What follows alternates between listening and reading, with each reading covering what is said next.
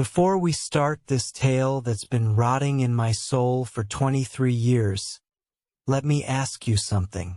Hit that like button if you think you could handle inheriting your family's darkest secrets. Subscribe if you want to hear more stories from the grave. And drop a comment below. What would you do if you found out your bloodline was cursed to serve the dead forever? Because that's exactly what happened to me on October 15, 1847, when I became the fourth generation Blackwood to take over our family mortuary. And let me tell you something right off the bat. If you think today's funeral industry is creepy, you ain't seen nothing yet. Back in my day, we didn't have fancy funeral homes with carpeting and piped-in hymns. We had one room, a wooden embalming table, and tools that looked more like torture devices. And the smell, Jesus Christ, that smell of arsenic and death that soaked into the floorboards so deep it became part of the house's very soul. It's past midnight, October 15th, 1847. I'm 23, working the night shift at Pemberton's textile mill, dreaming about maybe heading west like everyone else was doing. Gold fever was hitting hard that year. California calling to every young man with guts and ambition. Then comes Mrs. Abernathy, banging on the mill doors like the devil himself was chasing her. She's got her black mourning dress already on, which should have been my first clue something was wrong. Nobody keeps mourning clothes that handy unless they're expecting death. Your father's passed, Ezekiel, she says, wringing her hands. Found him stone dead on the embalming table, his hands still working on poor little Timothy Marsh. Timothy was 8 years old, died of diphtheria just 2 days prior. Now here's where it gets interesting. When I got to the mortuary, Father was laid out on that same table where he'd been working on Timothy. But here's the thing. Both their eyes were wide open, staring at the ceiling like they'd seen something that scared the life right out of them. According to Mrs. Abernathy, she'd found them at exactly 11:47 p.m. She knew because the mantel clock had stopped at that precise moment. And get this. Every mirror in the house had been covered with black cloth, the curtains drawn tight, and someone had stopped every clock in the building. Problem is, Father lived alone. Who the hell covered those mirrors? That first night, October 16th, I'm standing in that mortuary, looking at my father's corpse and little Timothy's body, both waiting for their embalming. The tools were laid out neat as you please. The trocar for draining bodily fluids, the arterial tubes, glass syringes, and that mouth clamp we used to keep jaws shut during the process. Back then, we used arsenic-based embalming fluid, deadly poison that Dr. Thomas Holmes had developed during the Civil War for preserving soldiers long enough to ship them home. Mixed with glycerin and distilled water, it turned this sickly green color that glowed faint in candlelight. I started with Timothy first. Poor little boy, no bigger than a minute, skin already taking on that waxy pallor of death. As I inserted the arterial tube into his carotid artery and began pumping that arsenic mixture through his tiny body, I swear I heard something that made my blood freeze. Humming. Low. Childlike humming. Like a lullaby sung in reverse. Modern folks, you got electric lights, you got scientific explanations for everything. But in 1847, working by candlelight with nothing but shadows dancing on the walls, reality gets real flexible real quick. As that arsenic fluid flowed through Timothy's little arteries, I watched his skin tighten and preserve, taking on an almost lifelike quality. That's when his eyes snapped open. Not the milky, vacant stare of the dead, but clear blue eyes that looked right through me. He sat up on that table, this 8-year-old corpse, and said in a voice like autumn leaves, "Your daddy didn't die natural, Mr. Blackwood. Someone helped him along." I dropped that syringe, arsenic splashing everywhere, burning my hands like acid. When I looked up, Timothy was lying flat again, eyes closed, looking peaceful as a sleeping angel. But I knew what I'd heard, and I knew something was terribly wrong in Millbrook. Next morning, I'm sitting at the kitchen table, hands shaking so bad I can barely hold my coffee cup. My mother, Ruth Blackwood, comes down in her morning dress, complete with black crepe ribbons and a veil so thick it looked like she was wearing shadow itself. "This business is your birthright, Ezekiel," she says, "not even a good morning. For generations of Blackwood men have served the dead in this town. Your great-grandfather Obadiah, your grandfather Jeremiah, your father Nathaniel, and now you. I don't want it, Ma. I was planning to head west." "West?" She laughed, but it wasn't a happy sound. "Boy, you can't run from what's in your blood. The dead will follow you anywhere. At least here you can control them." Control them? What the hell did that mean? See, what I didn't know, what nobody bothered telling me, was that Blackwood and Sons had a reputation in Millbrook.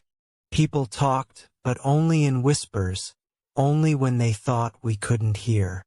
My sister Sarah, 16 and pretty as spring flowers, she started telling me things she'd overheard at the general store. Women talking about how our corpses didn't stay put. Men joking nervously about how you'd sometimes see familiar faces walking around town who should have been 6 feet under. Mrs. Henderson told Mrs. Foster that she saw her late husband chopping wood behind their cabin last Tuesday. Sarah whispered to me one evening, "Mr. Henderson's been dead 2 months. Ezekiel, you embalmed him yourself." I remembered Mr. Henderson. Fell off his barn roof, broke his neck clean. Should have been peaceful in his grave. But according to his widow, he was still doing chores. 3 weeks into my new career as the town undertaker, we had our first official crisis. Samuel Tucker, the town drunk, had died in a most undignified manner. Fell into Miller's Creek during a November freeze, turned into a human icicle. Sam was what you'd call a character. 53 years old, pickled his liver with cheap whiskey, owed money to half the town. But he was harmless enough. Just a sad old man who'd lost his wife and children to consumption and tried to drown his grief in a bottle. I'd done real fine work on Sam.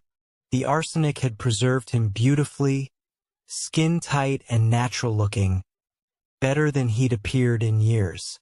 Had him dressed in his one good suit, ready for burial at the town cemetery. Morning of the funeral, I go to load him into the hearse, and the coffin's empty. Not broken into, not damaged, empty.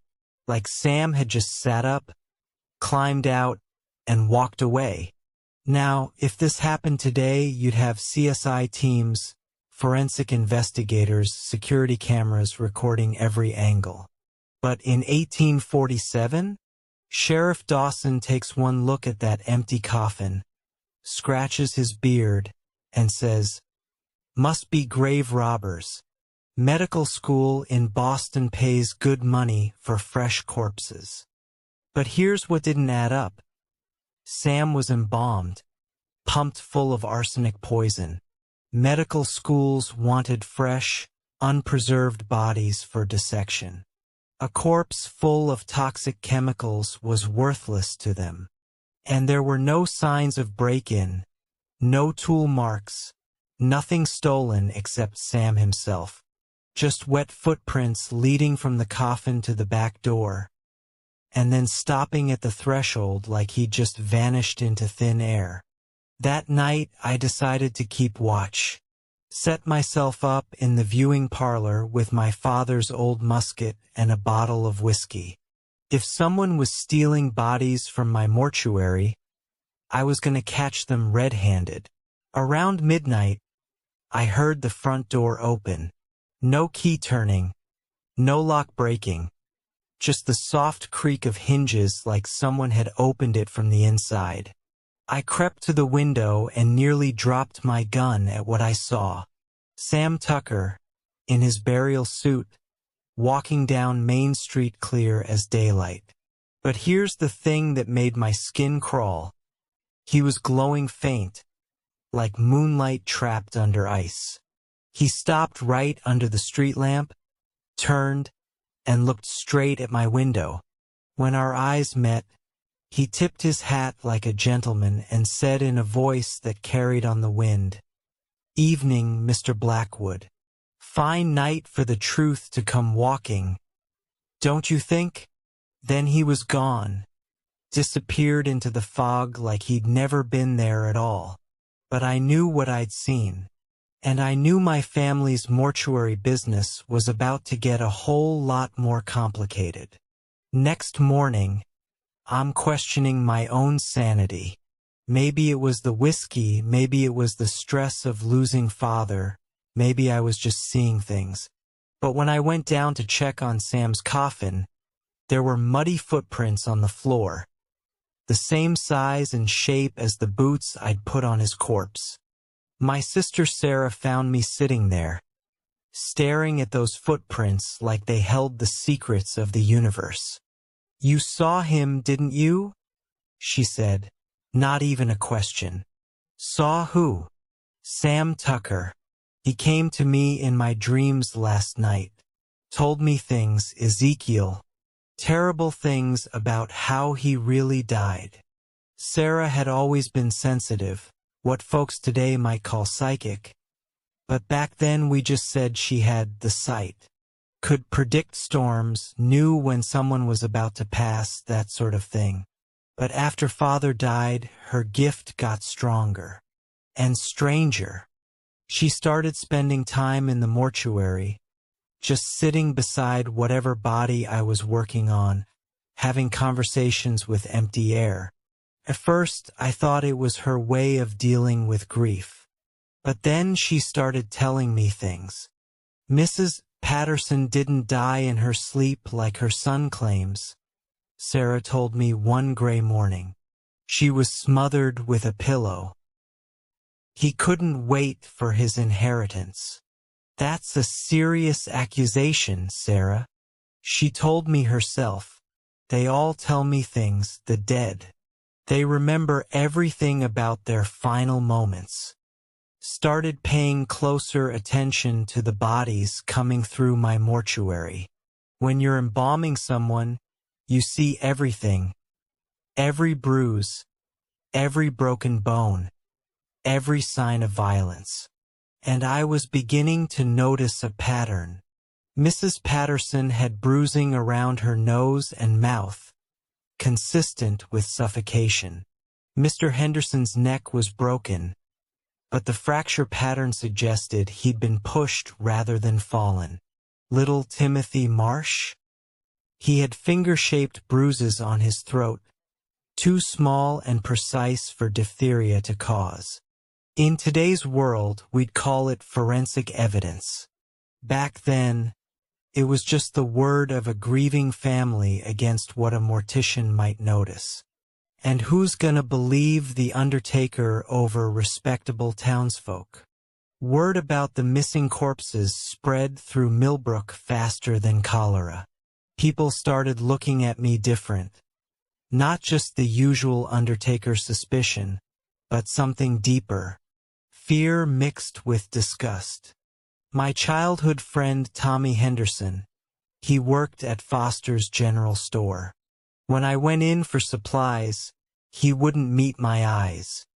"People are talking, Ezekiel," he finally said when I cornered him. Talking about what? About you. About your family. About how maybe the dead don't stay buried because you're doing something unnatural to them. That's horseshit and you know it, Tom. Is it? My ma swears she saw my pa chopping wood behind the house last Tuesday. Pa's been dead 2 months. You embalmed him yourself. I'd been courting Mary Elizabeth Thornton since before father died. Sweetest girl in town, hair like spun gold, laugh like church bells on Sunday morning. I thought maybe, after a proper mourning period, we might even get married. But after Sam Tucker's funeral, or rather, the funeral with no body, Mary Elizabeth started avoiding me. Wouldn't meet my eyes at church, crossed the street when she saw me coming.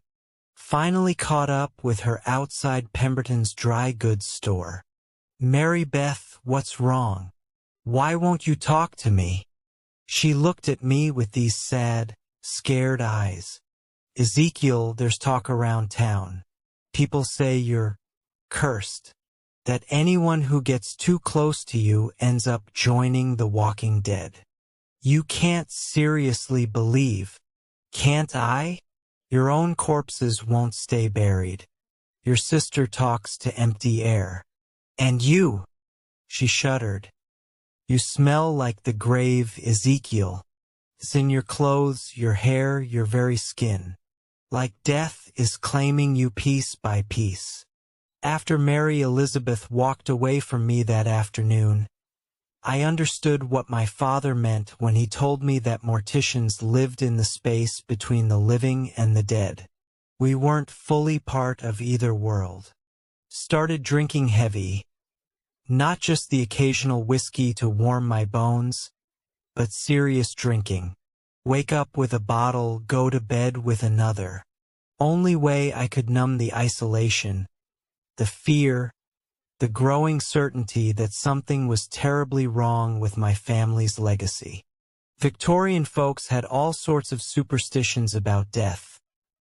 Mirrors had to be covered so spirits couldn't get trapped. Clocks stopped at the moment of death. Pictures turned face down. But we were living in the middle of something that made those old wives' tales look like children's games. By November, it wasn't just Sam Tucker anymore. Bodies were disappearing from coffins regular-like, always the same way. No signs of struggle, just empty boxes and wet footprints leading to nowhere. But now people were reporting sightings all over town. Mrs. Patterson tending her garden at midnight. Little Timothy Marsh playing in the town square when no living children were around. Mr. Henderson chopping wood behind his cabin, just like his widow had claimed. The difference between then and now is information, folks. Today, this would be all over social media. News crews would be camping in our front yard, paranormal investigators would be setting up cameras. But in 1847, people just whispered and prayed and tried to pretend they weren't seeing impossible things. My mother Ruth, she'd been acting stranger and stranger since father's death. Found her one morning in the embalming room, just standing there in her nightgown, staring at the empty table. They're restless, she whispered without looking at me.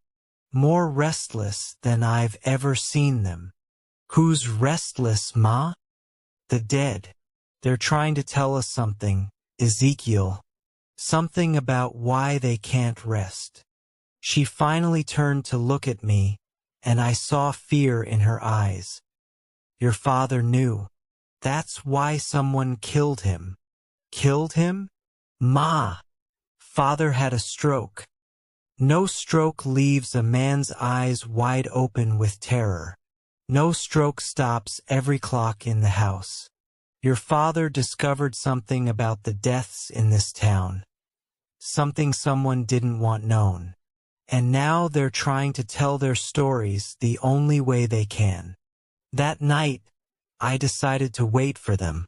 If the dead were trying to communicate, maybe it was time I listened. Set myself up in the viewing parlor with candles lit. No whiskey this time. I wanted to be completely alert. Around 1 a.m., they started coming. Not bursting through doors or crashing through windows, just appearing, like shadows gaining substance. First was Sam Tucker, still in his burial suit, looking better than he had in years. Behind him came Mrs. Patterson, her gray hair neatly pinned, wearing the blue dress she'd been buried in. Then little Timothy Marsh, holding the wooden toy soldier his mother had placed in his coffin. They stood in a semicircle around my chair, their eyes reflecting candlelight like cats in the dark. And for the first time since this nightmare began, I wasn't afraid. I was fascinated. "You can see us," Sam said, his voice carrying that strange echo of the grave. "Your daddy could too toward the end. That's why they killed him." "Who killed him?" "The same ones who killed us. The ones who thought murder would stay buried if the evidence was 6 feet under." Timothy stepped forward, this 8-year-old corpse with ancient eyes. "But you can't bury the truth, Mr. Blackwood. It always finds a way to the surface." "What truth?" Mrs. Patterson spoke, her voice like wind through autumn leaves. "That half the natural deaths in this town were murder, and the killers are still walking free, thinking themselves safe because their victims can't testify." That's when I understood. The dead weren't haunting Millbrook out of malice or restlessness. They were seeking justice. And somehow, the Blackwood family mortuary was their only hope of finding it. What the dead told me that night would make your skin crawl, folks. See, Millbrook wasn't just some sleepy New England town. It was a nest of corruption, murder, and secrets that went back decades. Sam Tucker hadn't fallen into that creek drunk. He discovered that Mayor Briggs was embezzling from the town treasury, skimming money meant for road repairs and public works. When Sam threatened to expose him, Briggs and Sheriff Dawson met him at Miller's Creek and held him under until he stopped struggling. Mrs. Patterson? Her son Edgar was deep in gambling debts. Couldn't wait for his natural inheritance. So he smothered his own mother with a pillow and claimed she died peacefully in her sleep. And little Timothy Marsh. Jesus, this one still makes me sick. His father was beating him regular.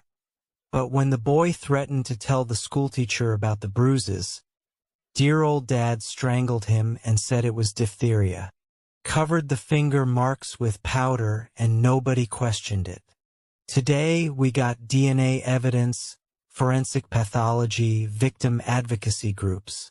Back then, a man's word was law, especially if he was respectable and had money. Women and children had no voice, the poor were expendable, and if you crossed the wrong people, well, accidents happened. But the dead, they don't forget. They don't forgive. And when they found someone who could hear their stories, they were damn well gonna make sure justice got served, one way or another. Over the next few weeks, more spirits came forward. Not just recent deaths, but corpses going back years, all with the same story. Murdered by people who walked free while their victims rotted in the ground. Martha Henley, whose husband strangled her for her insurance money. Old Jake Morrison, who'd been pushed off a cliff by his business partner. Even Rebecca Thornton, Mary Elizabeth's older sister, who'd supposedly died of a weak heart but actually been poisoned by her husband when she discovered his affair. Each one told me their story, showed me evidence that had been overlooked or ignored. And each one asked the same thing, make them pay. My sister Sarah, She was becoming something that wasn't quite human anymore. The dead spoke through her during the day, using her voice to deliver messages to the living that made grown men wet themselves with terror. She'd walk up to Edgar Patterson in broad daylight, in front of the whole town, and say in her sweet 16-year-old voice, "Your mother wants you to know she felt every second you held that pillow over her face. She counted your heartbeats while hers stopped."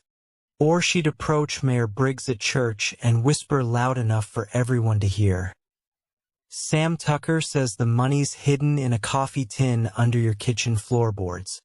Third board from the stove. Should we tell Sheriff Dawson?" People started crossing themselves when Sarah walked by, but they couldn't dismiss what she was saying because it was too specific, too accurate. The dead were speaking truth through her, and truth has a way of cutting through lies like a knife through butter. By February 1848, Millbrook was tearing itself apart. Half the town was convinced we were cursed. The other half was starting to believe the accusations the dead were making. Families were suspicious of each other. Friends were reporting strange conversations, and the guilty parties were getting desperate. Edgar Patterson tried to leave town in the middle of the night, but his horse threw him right at Miller's Creek.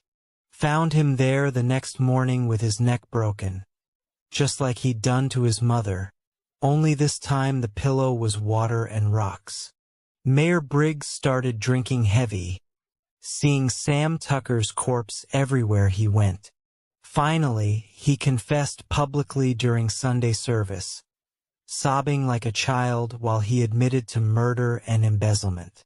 Sheriff Dawson tried to arrest him, but the whole congregation knew Dawson was part of it. The guilty couldn't take it anymore. On February 23, 1848, a mob formed, led by the very men who had blood on their hands. They came to my mortuary with torches and rope, ready to end what they saw as supernatural terrorism. "This stops now, Blackwood," Briggs shouted from my front yard, even though he'd already confessed his crimes. "Send these demons back to hell where they belong, or we'll burn this place down with you in it." Behind them stood Dr. Whitman, who'd been poisoning patients for their wives, Thomas Henley, who'd strangled Martha for insurance money, and a dozen others who thought murder would stay buried with their victims. But as they approached my door, the dead rose to meet them. Not shambling zombies like you see in today's horror movies. These were spirits with purpose, corpses animated by righteous fury, seeking the justice they'd been denied in life. What happened next was like something out of the Old Testament. The dead didn't kill their murderers. That would have made them no better than the men who'd wronged them. Instead, they forced them to face the truth. Each killer was confronted by their victim. Edgar Patterson found himself face to face with his mother, who made him feel every moment of suffocation he'd inflicted on her. Thomas Henley experienced his wife's strangulation from her perspective, understanding her terror and betrayal. Dr. Whitman was forced to drink his own poison, tasting the bitter agony he'd given to innocent patients. One by one, the guilty confessed, not because they wanted to, but because the dead wouldn't let them lie anymore. Some killed themselves rather than face trial and disgrace. Others went mad from the experience. A few actually found redemption, spending their remaining years trying to make amends for their crimes. By spring of 1848, Millbrook was a different town. Cleaner, maybe, but scarred. Half the prominent families had been destroyed by revelations of murder and corruption. The other half lived in fear that their own secrets might surface. And me? I'd become something between the living and the dead, the bridge between worlds, the voice of the voiceless. The constant contact with spirits had changed me, aged me, marked me in ways that couldn't be undone. My hair had gone white at 23. My skin had taken on that waxy, preserved quality I'd seen in so many corpses. And my eyes. Sarah said my eyes looked like they'd seen too much death to ever be fully alive again. My sister Sarah, sweet 16-year-old Sarah, she'd given everything to serve as the voice of the dead. The constant channeling of spirits had worn her down to nothing, like a candle burned at both ends. I found her one morning in the embalming room, sitting beside an empty table, smiling peacefully. She'd passed sometime during the night, just faded away like morning mist. But she wasn't gone, not really. She'd become one of them, one of the helpful dead who guided lost spirits to their rest. I could still see her sometimes, standing in corners, making sure the newly dead found their way to whatever comes next. So here's what I want you to remember, folks, as you go back to your comfortable, modern lives with your forensic science and your security cameras and your social media investigations. The dead are still with us. They're in the cold cases gathering dust, the missing person reports nobody follows up on, the accidents that were too convenient, the suicides of people who had everything to live for. You don't need corpses walking around town to expose the truth. You got tools my ancestors never dreamed of: DNA evidence, digital forensics, investigative journalism, citizen detectives on the internet. You can give voice to the voiceless without waiting for them to crawl out of their graves. I've been running this mortuary for 25 years now, serving as the guardian between worlds, making sure justice finds its way even when the law fails. I'm old now, older than my years, marked by decades of communing with the dead. But I'll tell you something. Every time I see a news story about corruption exposed, about cold cases solved, about victims finally getting justice, I smile. Because that's the living doing what my family did with supernatural help. That's humanity refusing to let evil stay buried. So here's my challenge to you. When you see injustice, when you know someone's being hurt but can't prove it, when the system fails and the guilty walk free, what are you going to do? Are you going to turn away? Tell yourself it's not your problem? Hope someone else handles it? Or are you going to be the voice the dead can't have, the champion the victims deserve? Because I'll tell you a secret that'll chill your bones. Evil counts on good people doing nothing. Murderers sleep easy when they think their crimes are buried with their victims.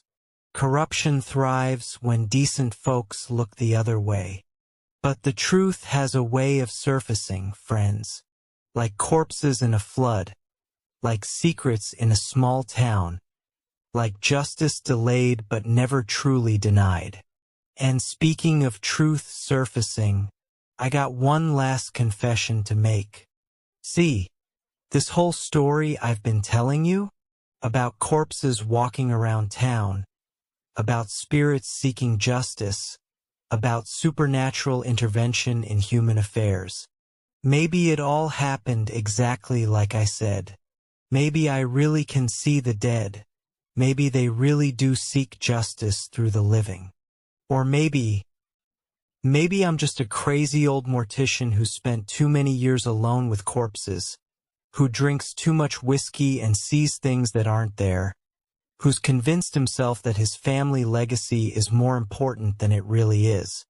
Maybe those empty coffins were just grave robbers after all. Maybe those sightings were just grief-stricken townsfolk seeing what they wanted to see. Maybe the confessions were just guilt finally catching up with criminals who couldn't live with their secrets anymore.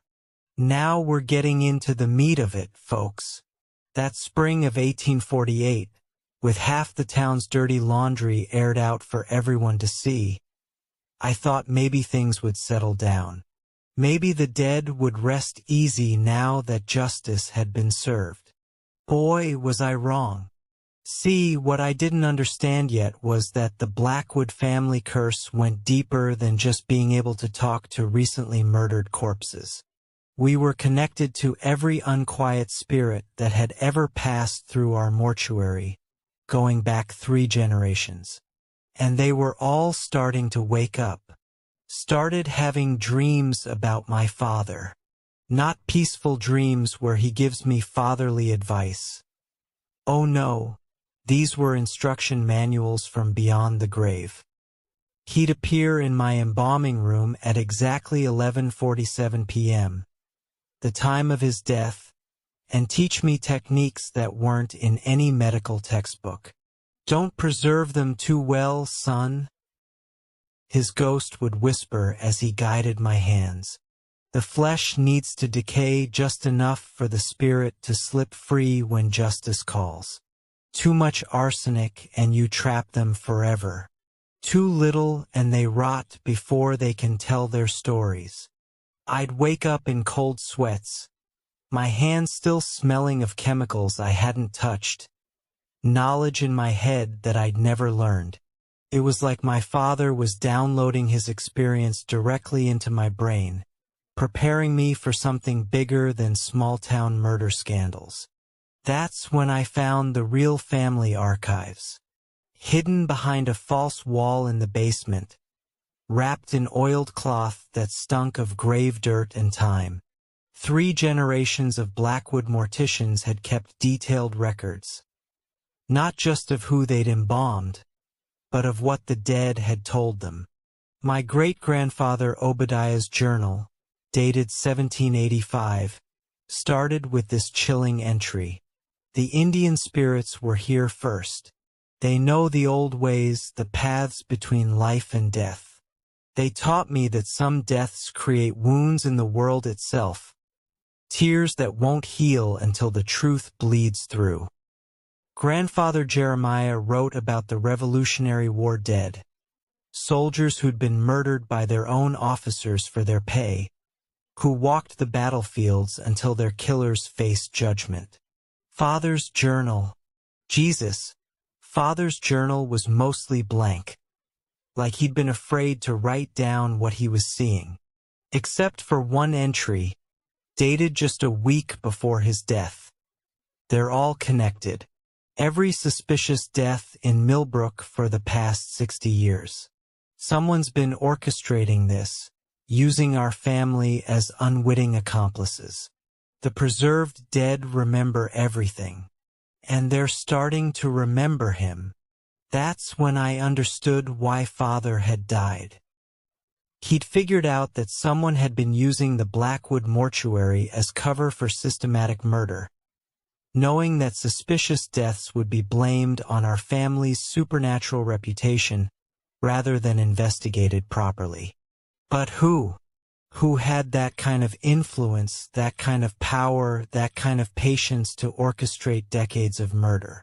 The answer came to me through little Timothy Marsh's spirit. The boy appeared one night, not as the innocent child he'd been in life, but aged by death into something ancient and knowing. "Dr. Whitman," Timothy whispered, his voice like autumn wind through empty houses. But not the Dr. Whitman you exposed. His father, old Doc Whitman, who delivered half the town, who treated every mysterious illness, who signed every questionable death certificate for 40 years. Old Doc Whitman had died 5 years before I took over the mortuary, supposedly of natural causes at the ripe age of 73. Respected pillar of the community. Beloved physician who'd brought hundreds of babies into the world and eased countless souls out of it. But according to Timothy's spirit, and the growing chorus of long-dead voices now filling my head, old Doc Whitman had been running a murder-for-hire operation for 4 decades. wives who wanted rid of abusive husbands, children who couldn't wait for their inheritance, business partners eliminating competition. He'd poison them slow, make it look like natural disease, sign the death certificate himself, and collect payment from the grateful killers. My family's mortuary was the perfect cover. Any strange behavior from the corpses would be blamed on our supernatural reputation. And when he got too old to continue the work, he passed it on to his son, young Doc Whitman, who'd been helping with the family business since he was old enough to hold a stethoscope. You think about serial killers today, Ted Bundy, Jeffrey Dahmer, John Wayne Gacy, they were individuals working alone, limited by their own psychology and opportunity. But imagine if you had a network, a generational conspiracy spanning decades, with medical authority to cover their tracks and a supernatural scapegoat to blame. That's what we were dealing with. Not just one or two murderers, but a systematic operation that had turned my family's gift into a curse, used our connection to the dead as camouflage for their crimes. Once I understood the scope of what had been happening, the floodgates opened. Spirits from decades past started manifesting. Not just recent victims, but everyone who'd been murdered under old Doc Whitman's watch. Revolutionary War veterans who'd been poisoned for their land grants. Young wives who'd died of mysterious fevers after their husbands took lovers. Children who'd succumbed to sudden illnesses when they became inconvenient. All of them preserved just enough by my ancestors' embalming techniques to maintain their connection to the physical world. My mortuary became Grand Central Station for the supernatural. Dead people from 6 decades were queuing up to tell their stories, each one adding another piece to the puzzle of systematic murder that had been plaguing Millbrook since before I was born. The breaking point came on June 21, 1848, summer solstice, when the veil between worlds grows thin. I was working late, trying to embalm Mrs. Cromwell, who died of what young Doc Whitman claimed was consumption but looked more like slow arsenic poisoning. As I injected the preservation fluid into her arteries, every dead person I'd ever worked on materialized in my embalming room. Dozens of corpses, spanning decades, all staring at me with eyes that glowed like cold fire. They spoke in unison, their voices creating a harmony that made the building shake. The Whitmans must pay, not just for recent crimes, but for generations of murder. Justice delayed is justice denied, and we have been denied too long. That's when I realized I wasn't just dealing with individual murder cases anymore. I was the appointed executor of supernatural justice for 60 years of systematic killing. And the dead weren't asking for my help, they were demanding it. Summer of 1848 turned into the most horrifying detective story you could imagine. Picture this, me, a 24-year-old mortician, trying to solve 60 years of murders with an army of ghosts as my witnesses and a town full of living people who either wanted me dead or thought I was completely insane. The dead led me to evidence that should have been destroyed decades ago. Hidden in the walls of old Doc Whitman's house, which his son still lived in, were medical records documenting every suspicious death, payment ledgers showing who'd paid for the murders, and detailed notes on poison dosages and timing. But here's the kicker. I couldn't just march into young Doc Whitman's house and search it. This was 1848. No search warrants, no legal protections, no forensic investigators. If I wanted evidence, I had to get it the same way my ghostly allies had learned their secrets, through supernatural means. The constant communion with spirits was changing me in ways I'm not sure I can explain. Sleep became impossible.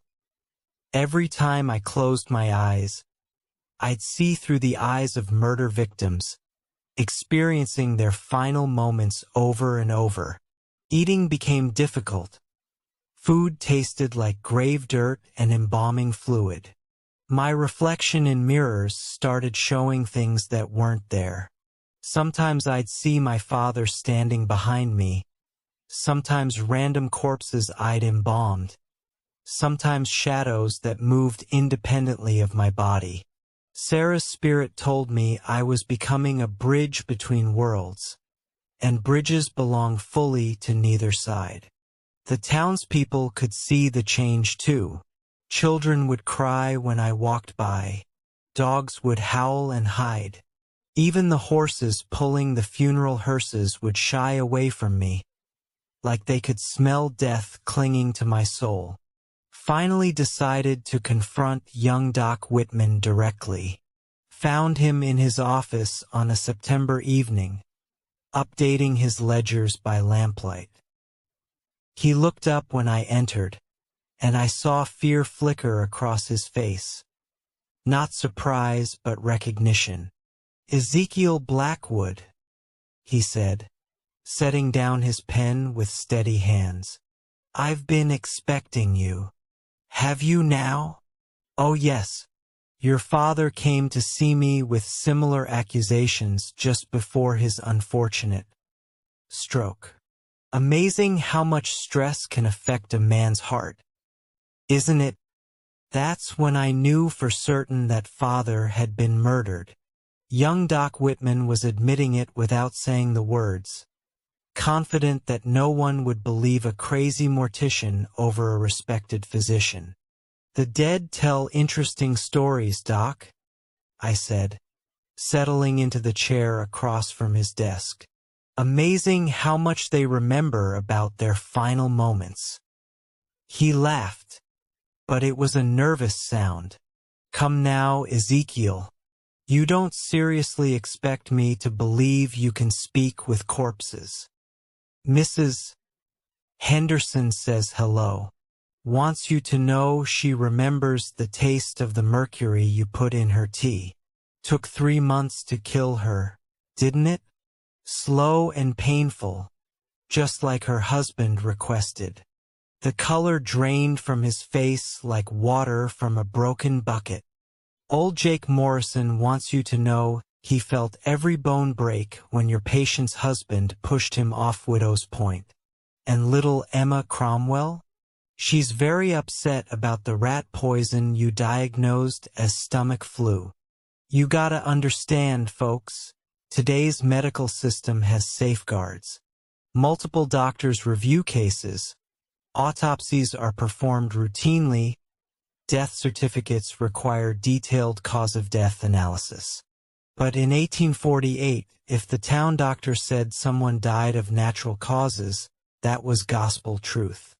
Young Doc Whitman had been exploiting that trust for his entire career, following in his father's footsteps.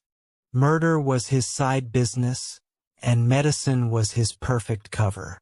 Who's gonna question a doctor's diagnosis? Who's gonna demand a second opinion when the only other physician is 50 miles away? But he hadn't counted on one thing. The dead don't forget, and they don't forgive. And when they finally found someone who could hear their testimony, all those carefully covered tracks became evidence in a supernatural court of law. Faced with specific details that only the victims could know, young Doc Whitman crumbled like a house of cards, started confessing to murders going back 15 years, detailing the poison methods, naming the people who'd paid him, even producing the ledgers that documented every transaction. "You think you're some kind of avenging angel?" He spat as he pulled out record books that dated back to his father's time. "My family provided a service to this town. Solved problems that couldn't be solved any other way. Abusive husbands, unwanted children, inconvenient relatives. We made them disappear quietly, cleanly, without scandal or violence. You murdered innocent people for money. Innocent? Old Jake Morrison was beating his wife bloody every Saturday night. Mrs. Henderson was slowly poisoning her own children with laudanum. Emma Cromwell was spreading typhoid through half the town because she was too stubborn to stay quarantined. We were doing God's work, removing the diseased branches so the healthy tree could grow. That's when I understood something fundamental about evil, folks. It doesn't see itself as evil. It always has justifications, always has reasons, always believes it's serving some greater good. Young Doc Whitman genuinely believed he was helping the town by murdering people who were inconvenient or problematic. In his mind, he was a surgeon removing cancerous growths from the social body. The fact that he was getting paid handsomely for it was just professional compensation. But the dead saw through his rationalizations. They'd lived with the consequences of his mercy killings. They knew the truth about the lives he'd stolen and the futures he'd destroyed. What happened next was unlike anything in legal history. Right there in Doc Whitman's office, with only me as witness, the dead conducted their own trial. One by one, his victims materialized. Not as the corpses I usually saw them as, but as they'd been in life, healthy, vibrant, full of the potential that had been stolen from them. Mrs. Henderson appeared as the loving mother she'd been, not the broken woman who died in agony. Old Jake Morrison manifested as the gentle carpenter who'd been working to overcome his drinking problem. Little Emma Cromwell. God. She was just 8 years old, bright and curious and full of questions about the world she'd never get to explore. Each spirit confronted their killer directly, making him experience their death from their perspective. Doc Whitman aged 20 years and 20 minutes, feeling every moment of pain, every second of terror, every heartbeat of betrayal as his mercy killings were revealed for the cruel murders they truly were. By the time the supernatural trial ended, young Doc Whitman was a broken man. Not just confessed, but transformed by experiencing the full weight of his crimes. He signed a detailed confession naming every murder he and his father had committed, identifying every co-conspirator, documenting every payment. Then he took his own life, using the same poison he'd administered to so many others. I found him the next morning, slumped over his desk, his confession spread out beside him like a map of 60 years of systematic murder. The dead watched him die with cold satisfaction, then began to fade as their need for justice was finally fulfilled. One by one, the spirits of Millbrook's murder victims found their peace and moved on to whatever comes next. But victory came with a price, as it always does.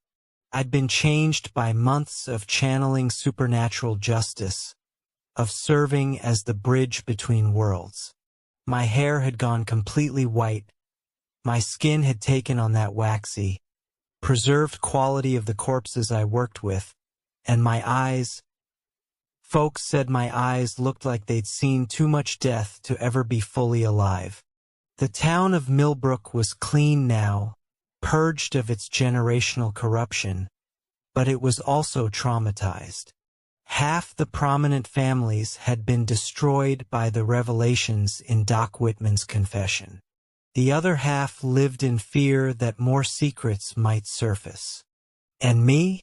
I'd become something that wasn't quite human anymore. The constant exposure to death and supernatural forces had marked me, changed me, prepared me for a role I was only beginning to understand. But you'd be wrong. Because what I learned that autumn of 1848 was that some curses run deeper than individual crimes. Some darkness stretches back further than human memory, and some responsibilities are passed down through bloodlines whether you want them or not. The Blackwood family's real purpose was just beginning to reveal itself, and the worst was yet to come. Stick with me, friends. We're about to dive into the deepest, darkest waters of this story. Well, let's just say you ain't seen nothing yet. Let me take you back to the beginning. October 1848. 1 year since I'd inherited this cursed business, and you'd think solving 60 years of murders would bring peace to Millbrook. Instead, it was like we'd torn open a wound in reality itself. The town cemetery, Millbrook Rest, they called it, though there wasn't much resting going on, started showing signs of activity. Graves that had been undisturbed for decades were showing fresh dig marks from the inside. Headstones were found knocked over in patterns that looked almost like writing in some ancient language. Mrs. Abernathy, brave soul that she was, came to me one gray morning with news that made my blood run cold. "Mr. Blackwood," she said, wringing her hands in that nervous way of hers. "I was visiting my late husband's grave yesterday evening, and I saw something that ain't natural. The Henderson plot where we buried little Timothy after you. Well, after he found his peace, the earth was moving. Not settling, mind you, moving. Like something underneath was trying to get out. I knew what that meant. The supernatural energy we'd unleashed in seeking justice had awakened things that should have stayed buried. Not murder victims seeking justice. Something older, darker, hungrier. That night I went to the cemetery. Alone. Stupid thing to do, but I needed to understand what we'd disturbed. Armed with nothing but a lantern and my father's old Bible, I walked among the headstones like a man walking through his own nightmares. The temperature dropped 20 degrees the moment I entered the cemetery gates. My breath came out in white puffs, and the flame in my lantern began flickering like it was fighting against some invisible wind. Then I saw them, not the familiar spirits of recent murder victims, but something ancient. Forms that weren't quite human. Shadows that moved independently of any light source. Eyes that glowed with malevolent intelligence from the spaces between headstones. A voice spoke from everywhere and nowhere, ancient as stone, cold as winter earth. "You have awakened us, Blackwood. Your family's meddling with death has torn the barriers. Now we are free to reclaim what was always ours." That's when I learned the real history of Millbrook, Massachusetts. The history they don't teach in schools, don't write in town records, don't speak of in polite society. Before Millbrook was settled by good Christian colonists in 1692, it was sacred ground to the Nipmuc tribe. Not sacred in a good way, sacred as in cursed, forbidden, the kind of place where the shamans warned their people never to go. The land itself was tainted by something that happened centuries before white men ever set foot in Massachusetts. A great betrayal, a massacre, a violation of natural law so profound that it poisoned the very earth. The original Millbrook settlers had built their town on top of a mass grave, and my ancestor, Obadiah Blackwood, had unknowingly placed his mortuary directly over the center of that ancient burial ground. You know how in today's horror movies, there's always some fool who builds a house on an Indian burial ground and then acts surprised when supernatural shit starts happening? Well, that's basically what happened to Millbrook, except it was an entire town and the burial ground was cursed long before any Indians were buried there. The difference is, in movies, they just move the bodies and everything's fine. In real life, or what passes for real life in my story, the dead don't relocate quietly. They remember, they hold grudges, and they've got all the time in the world to plan their revenge. Within days of the cemetery awakening, strange things started happening all over town. Milk would sour overnight, crops would wither without explanation.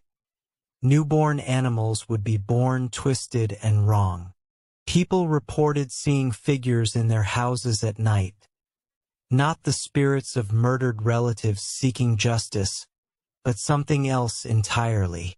Dark shapes that whispered terrible things, that promised power in exchange for unspeakable acts, that turned neighbor against neighbor with poisonous suggestions.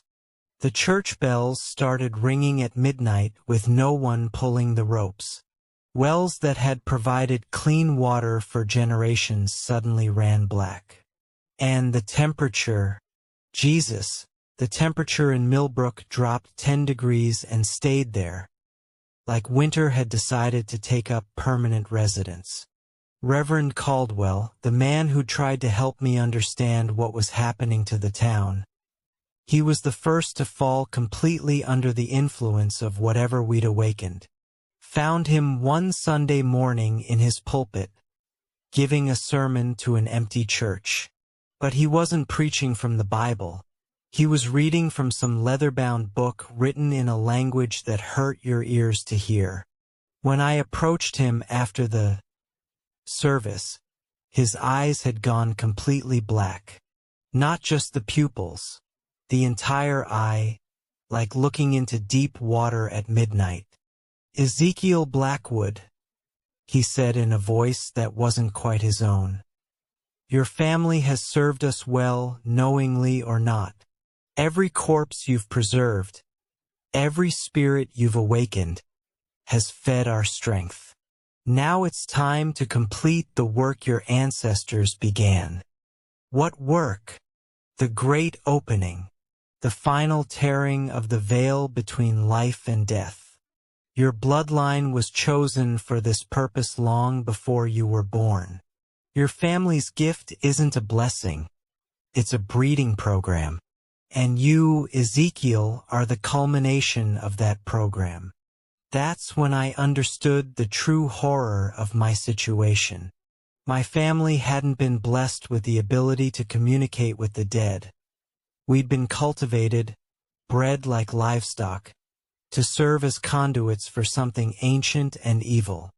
Every generation of Blackwood Morticians had unknowingly been feeding this entity with preserved corpses and awakened spirits. We thought we were serving justice, but we were actually serving something that wanted to tear down the barriers between life and death entirely. The murders, the corruption, even the Whitman conspiracy. It had all been orchestrated to create the maximum number of unquiet spirits, to fill the cemetery with supernatural energy, to weaken the boundaries between worlds until something could break through. That night, October 31st, 1848, Halloween, though we didn't call it that back then, the entity made its move. I felt it the moment the sun set, like ice water being injected directly into my veins. It didn't possess me all at once. That would have been too obvious, too resistible. Instead, it began sharing my body, whispering suggestions that felt like my own thoughts, making me do things that seemed reasonable at the time but were actually steps in some larger, horrifying plan. I found myself in the mortuary at midnight, mixing embalming fluid by candlelight, but the formula wasn't anything from my father's journals. My hands moved independently, adding ingredients I'd never seen before. Powders that glowed with their own light, oils that moved like living things, liquids that seemed to absorb the darkness around them. As I worked, I could hear singing. Not human voices, but something older, harmonizing in frequencies that made the windows rattle and the floorboards creak in rhythm. The dead were rising, not just from Millbrook Cemetery, but from graves all across New England. The great opening had begun, and I was its unwilling architect. The first sign that things had gone completely to hell was when my sister Sarah vanished. Not dead, I would have felt that, would have seen her spirit. She was just gone, like she'd been erased from existence.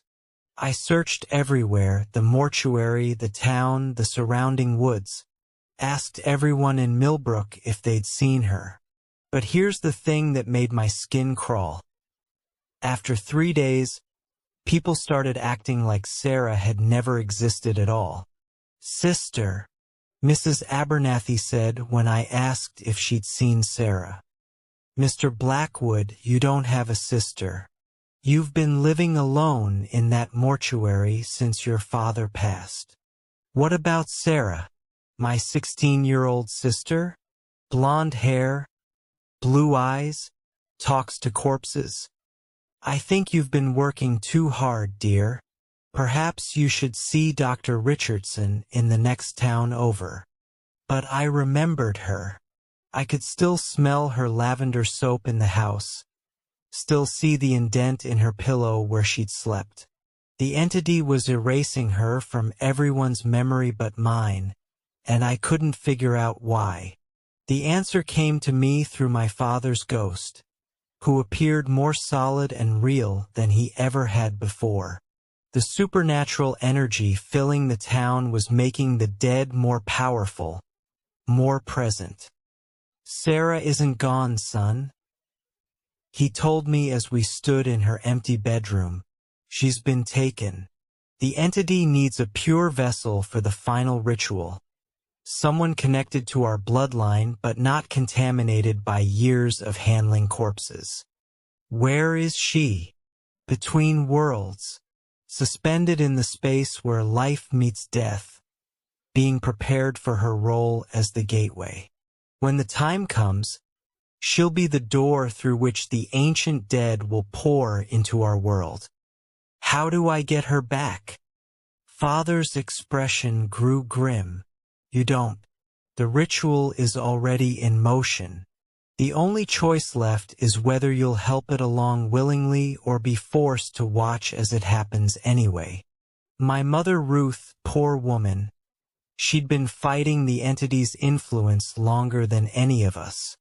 Her strong will and deep faith had protected her for months. But even the strongest dam eventually breaks under enough pressure. I found her on November 15, 1848, in the embalming room. But she wasn't dead, not exactly. She was caught between states, half preserved and half decayed, conscious but unable to speak, aware but trapped in flesh that was no longer entirely human. The entity had been experimenting on her, using the embalming techniques I'd been unconsciously perfecting under its influence. She was part corpse, part living person, part supernatural vessel, a prototype for what it planned to do to the rest of humanity. Her eyes followed me as I entered the room, filled with terror and pleading and a desperate need to communicate something vital. But her throat had been treated with the same preserving fluid that kept corpses from decaying, leaving her unable to make more than wet, gasping sounds. That's when I realized I was truly alone. My family was either dead, disappeared, or transformed beyond recognition. The townspeople no longer acknowledged my existence. When I walked down Main Street, they looked right through me like I was invisible.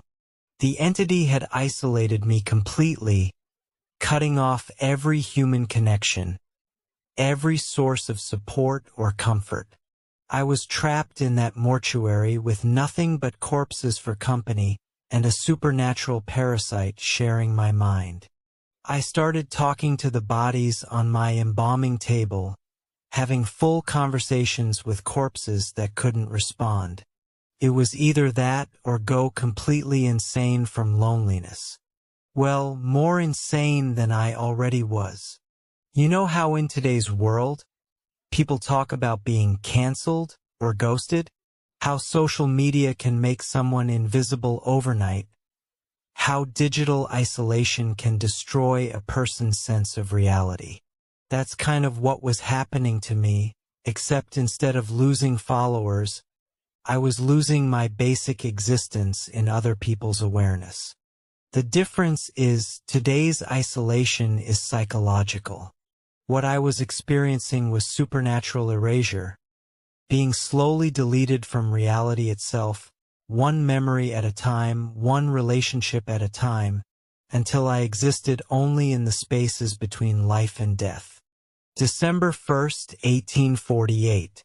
Exactly 1 year and 46 days since Father's death, I finally worked up the courage to visit his grave. What I found there shattered the last of my rational understanding. The coffin was empty, not grave-robbed, empty since the day we'd buried it. I'd embalmed a body, the town had held a funeral, we'd lowered a casket into the ground, but there had never been a corpse inside it. My father's death, the whole event that had started this nightmare, had been an illusion. The entity had been manipulating my perceptions from the very beginning, making me think I was inheriting a family business when I was actually being inducted into something far more sinister. Everything I thought I knew about my family's history, our gift, our purpose, all of it was a lie carefully constructed to lead me to this moment, to make me the perfect vessel for the entity's plans. That night, I experienced something that still haunts my dreams 25 years later. I was in the mortuary, alone as always, when I heard music. Not the usual otherworldly harmonies, but actual music. A waltz, played on instruments that creaked and wheezed like they were made of bone and stretched skin. I followed the sound to the viewing parlor, and what I saw there defied every law of nature and sanity. The missing corpses, all of them, dozens of bodies spanning decades, were dancing.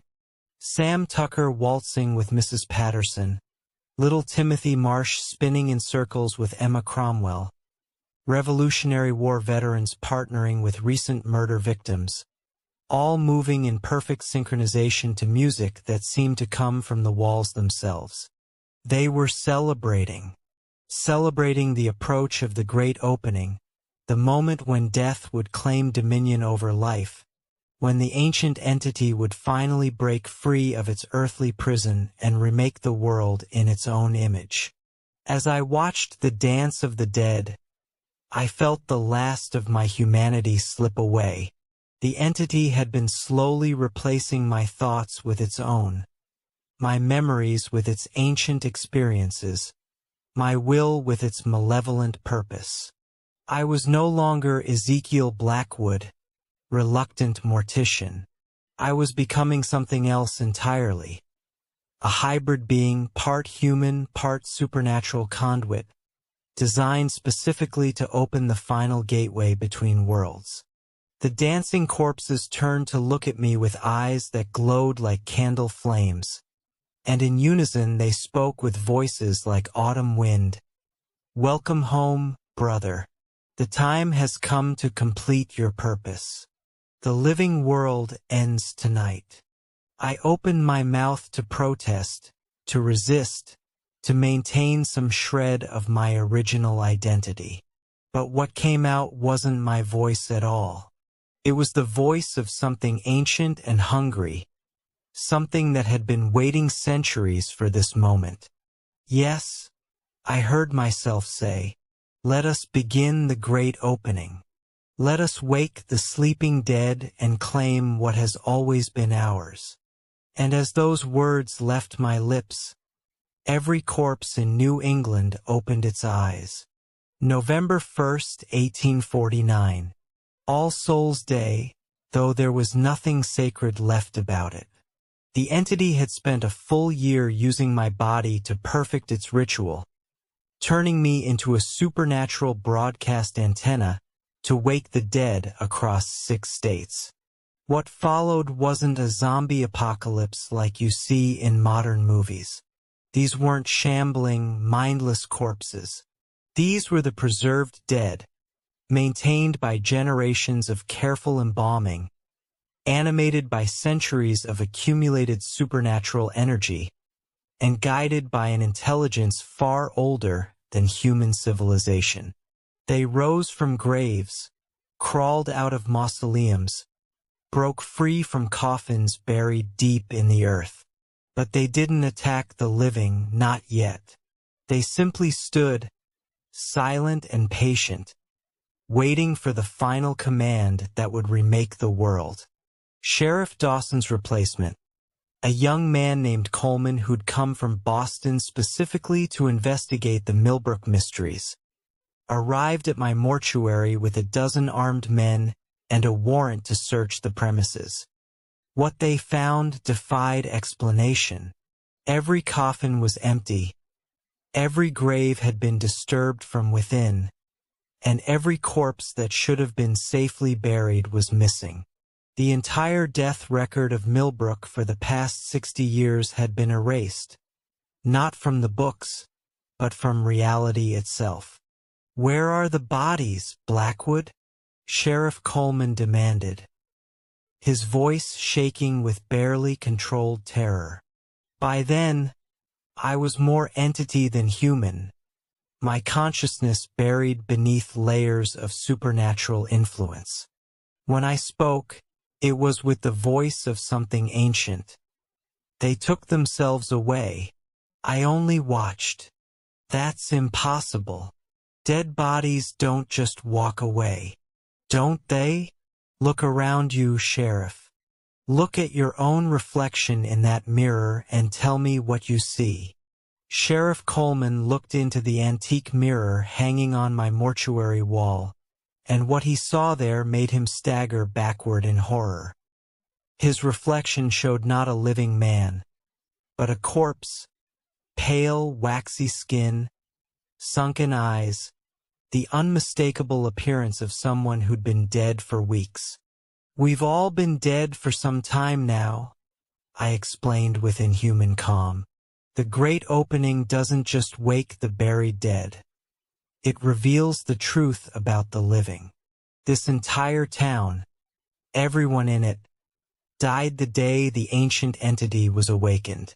We've been nothing but preserved corpses, animated by supernatural will, acting out the motions of life." The other officers looked in the mirror one by one, each seeing the same horrible truth. They were all dead, had been dead for months, puppets dancing to the entity's tune, while they thought they were investigating supernatural crimes. That's when Sarah reappeared, but she was no longer the 16-year-old girl who'd vanished from everyone's memory. She'd been transformed during her time between worlds, aged into something terrible and magnificent. She stood in the doorway of the mortuary wearing a dress made of grave shrouds, her blonde hair now white as bone, her blue eyes replaced with orbs of cold fire. When she spoke, her voice carried the authority of death itself. "Brother," she said, though the word contained no warmth or recognition, "it's time to complete our family's true purpose. Time to open the final gateway and let the ancient dead reclaim the world that was stolen from them centuries ago." "What are you, Sarah?" "I am the doorway. You are the key. Together, we will undo the mistake of life and restore the natural order of eternal death." Standing there in my mortuary, surrounded by empty coffins and terrified dead men who thought they were alive, I faced the final test of my humanity. The entity had spent over a year shaping me into the perfect vessel for its will, but somewhere deep inside, a spark of the real Ezekiel Blackwood still existed. I had a choice: complete the ritual and open the gateway that would flood the world with the ancient dead, or find some way to resist and possibly save what remained of the living world. The problem was, I wasn't sure which choice was the right one anymore. After seeing the corruption in Millbrook, the systematic murder, the cycles of abuse and violence that humans inflicted on each other generation after generation, maybe the entity was right. Maybe death was preferable to the endless suffering of life. The decision was taken out of my hands. The entity had grown tired of waiting, tired of resistance, tired of the pretense that I had any real choice in the matter. Using Sarah as its primary vessel and me as its amplifier, it began the great opening with or without my cooperation. The ritual was unlike anything in human religious experience. It wasn't about summoning demons or raising individual corpses. It was about fundamentally altering the nature of reality itself, making death the default state and life the temporary exception. Sarah stood at the center of the mortuary while I circled around her, chanting words in a language that predated human speech. The empty coffins began to glow with cold fire. The mirrors reflected images of places that existed only in the realm of the dead, and the temperature dropped so low that our breath became visible clouds of frozen vapor. Think about COVID-19, how an invisible virus could shut down the entire world, change how humans interact, challenge everything we thought we knew about safety and normalcy. Now imagine something infinitely worse. A supernatural plague that doesn't just kill bodies, but transforms the fundamental nature of existence itself. That's what the Great Opening represented. Not just death, but the complete restructuring of reality to favor the dead over the living, the past over the future, endings over beginnings. As the ritual reached its climax, I felt the last barriers between life and death dissolving. The ancient dead began pouring through the gateway Sarah had become, not just from New England but from burial sites around the world. Indigenous peoples massacred by colonists, plague victims from medieval Europe, warriors from forgotten civilizations, all united in their resentment of the living world that had replaced them. But at that moment of ultimate supernatural triumph, something unexpected happened. The spark of humanity I thought had been completely extinguished suddenly flared to life, burning through the entity's control like fire through dry wood. I remembered who I really was. Ezekiel Blackwood, 24 years old, son of Nathaniel and Ruth, brother to Sarah. A young man who'd never wanted to be a mortician but had tried to do right by the dead who sought justice. And in that moment of clarity, I made a choice that surprised even the entity controlling me. Instead of trying to stop the ritual, which was impossible at that point, I chose to redirect it. Using knowledge the entity had accidentally given me during our year-long merge, I changed the ritual's purpose from opening a gateway to sealing one forever. The price was my life, my sister's life, and the lives of everyone in Millbrook who'd already been dead without knowing it. But in exchange, I could ensure that the Great Opening would never happen again, that the ancient entity would be trapped between worlds permanently. "What are you doing?" Sarah/the entity demanded as the ritual's energy began turning inward instead of outward. "What a Blackwood mortician is supposed to do," I replied with the first genuine smile I'd worn in over a year. "I'm putting the dead to rest. Permanently." The explosion of supernatural energy that followed destroyed Millbrook completely. Not physically, the buildings remained, the streets stayed where they were, but spiritually, metaphysically. The town became a dead zone, a place where nothing truly alive could exist. I felt myself changing one final time, not into the entity's puppet, but into something new. A guardian, a sentinel, a permanent barrier between the world of the living and the realm of the ancient dead. Sarah dissolved into light and shadow, her essence scattered across dimensions to prevent her from being used as a gateway again. The entity's scream of rage and defeat shattered every window in town and cracked the foundations of buildings. But it was trapped now, unable to influence the living world directly. And here I am, folks, 25 years later, still running this mortuary, still serving as the guardian between worlds. I haven't aged a day since 1849. Death doesn't age after all, but I've watched the world change around me. Modern technology, forensic science, electric lights, automobiles. Progress marches on while I remain frozen in time, a relic of an age when the boundaries between life and death were thinner and more permeable. The dead still come to me sometimes, but they're different now, quieter, more peaceful. The ancient entity's influence is gone, so spirits can find their rest naturally instead of being manipulated into serving some malevolent purpose. So what's the truth, you ask? Was this all real? Or am I just a crazy old man who spent too many years alone with corpses, inventing supernatural explanations for natural phenomena? Honestly, I'm not sure anymore. Memory is a funny thing when you exist between life and death.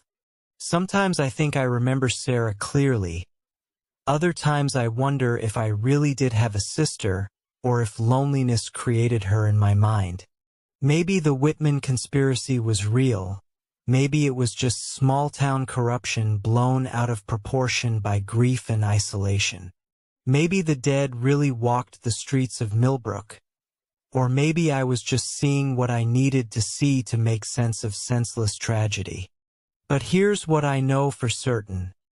Whether supernatural or not, justice has a way of finding the guilty. Truth has a way of surfacing, even when it's buried deep. And the innocent deserve voices, whether those voices come from the living or the dead. The entity is still out there, folks. Trapped between worlds, weakened but not destroyed. It's always looking for new ways to influence the living world, new vessels to manipulate, new opportunities to complete what it started in Millbrook. In today's world of social media, mass communication, and global connectivity, it has more opportunities than ever. Conspiracy theories, extremist movements, cult leaders who claim to speak for the dead, all potential pathways for ancient evil to spread its influence. So stay vigilant. Question everything. Don't let fear or grief or anger make you susceptible to voices that promise easy answers or simple solutions. Because the entity feeds on human weakness, on our desire to blame others for our problems, on our willingness to choose death over the messy complications of life.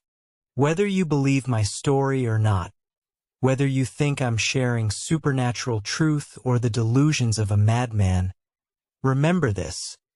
The real horror isn't ghosts or demons or ancient entities.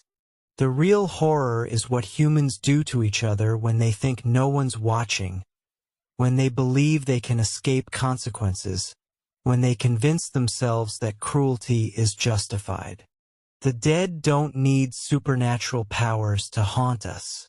They haunt us with their stories, their unresolved pain, their demand for justice and truth and acknowledgement. So give voice to the voiceless. Speak truth to power. Don't let the guilty sleep easy in their beds thinking they've gotten away with murder, literal or metaphorical. I'll be here in Millbrook, Massachusetts, for as long as the barrier holds, serving my eternal sentence as guardian between worlds. The mortuary is still open for business, though we don't get many customers these days.